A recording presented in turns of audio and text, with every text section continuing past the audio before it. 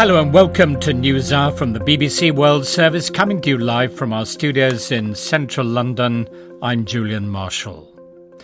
9 months of conflict have seen a remarkable change of fortune for Tigrayan military forces in northern Ethiopia. They were routed when last October the Ethiopian Prime Minister Abiy Ahmed sent the Federal Army into the Tigray region to put down an insurrection by the regional TPLF government. Thousands of lives were lost, tens of thousands of people were displaced before Mr. Ahmed declared victory at the end of November. But Tigrayan forces regrouped and in June recaptured the regional capital Mekelle and then much of the territory they'd lost, forcing a retreat by the Ethiopian army and their allies from neighbouring Eritrea.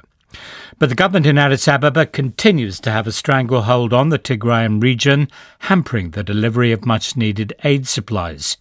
And in recent weeks, Tigrayan forces have struck out into neighbouring Amhara and Afar regions.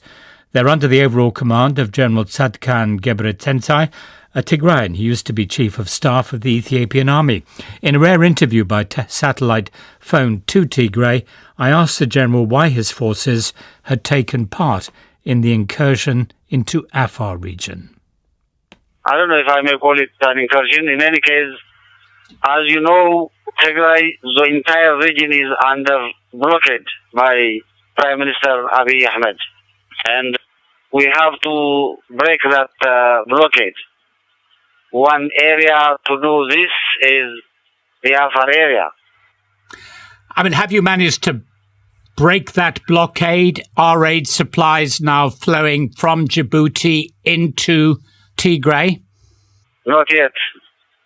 Are there any other routes into Tigray for aid?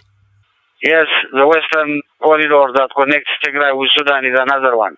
And is aid coming in through there now? No, not yet. OK, well, let's just turn to the Amhara region. And again, I'm asking you why the need for incursions into Amhara by Tigrayan forces? All our activities, military activities at this time, are governed by two major objectives. One is to break off the blockade that has been imposed on the entire region, on the entire population of the people of Tigray. And the second is to force the government to accept our terms for a ceasefire and then a dialogue for political solution to the situation in Ethiopia. But that Tigrayan incursion into Amhara region is all about regaining territory, is it not, that you claim has been taken from the Tigray region by Amhara militias? Yes, that is true. The Amhara militias are still in western Tigray, but that's not a tit-for-tat kind of military operation. At the end of the day, ultimately, we will definitely regain our territory, but at present, the main objective is to break the blockade and at the same time pressurize the government to accept our conditions for ceasefire and ultimate political solution. OK, you've mentioned your ceasefire conditions a number of times. I know that there are quite a few of them. So could you perhaps tell me which are the principal conditions under which Tigrayan forces would lay down their arms? Because, of course, the Ethiopian government says it has already declared a unilateral ceasefire. As you know, this unilateral ceasefire is a non-starter. We have put three conditions. Number one, the siege or the blockade has to be lifted. All humanitarian assistance has to flow into Tigray. The second is to stop the persecution of Tigrayans in Addis Ababa. And the third is release political prisoners. All political prisoners, not only thousands of Tigrayan officers who have been serving gloriously in the Ethiopian armed forces and other Tigrayans, but other major political actors in the Ethiopian political space.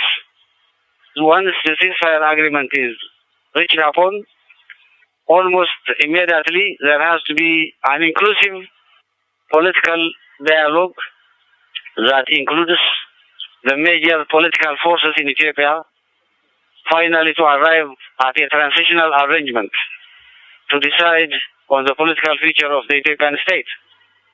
But who are you as one region of Ethiopia to try to determine the political future of the entire country?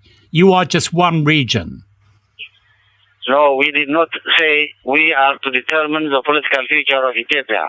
I said we will be a partner in the determination of the political future of Ethiopia with the major political forces in Ethiopia once the ceasefire has been agreed upon. But what kind of a relationship do you foresee Tigray having with the rest of Ethiopia? Do you want full independence, or could it be that you want again a dominant political role for the TPLF in the central government in Addis Ababa, as you enjoyed under Meles Zenawi? The second alternative you raised is not an alternative. As to the first alternative, that is, what kind of future do you see in Tigray, that will be decided upon the coming political processes. And it will be decided by the people of Tigray, not by a political party.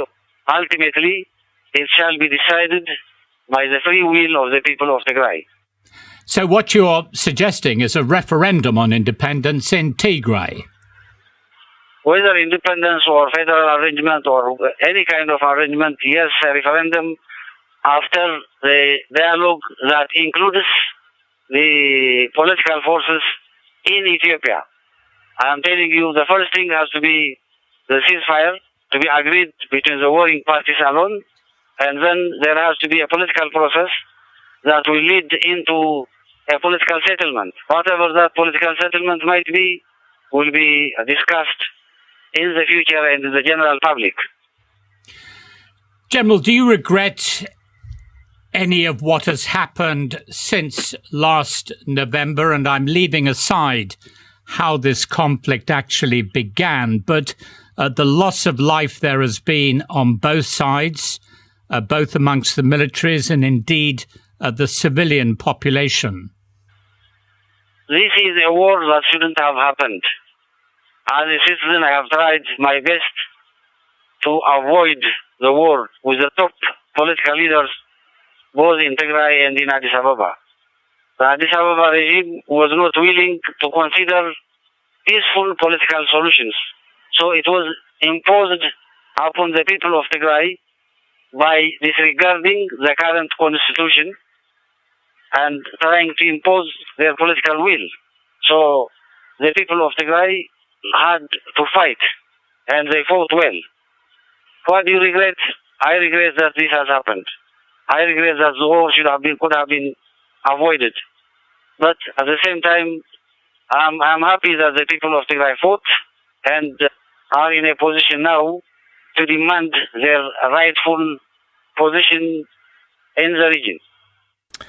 That was General Tsadkan Gebretensae speaking to me by satellite phone from Tigray. And we've tried to get a response to that interview from several members of the Ethiopian government, but have not heard back from them.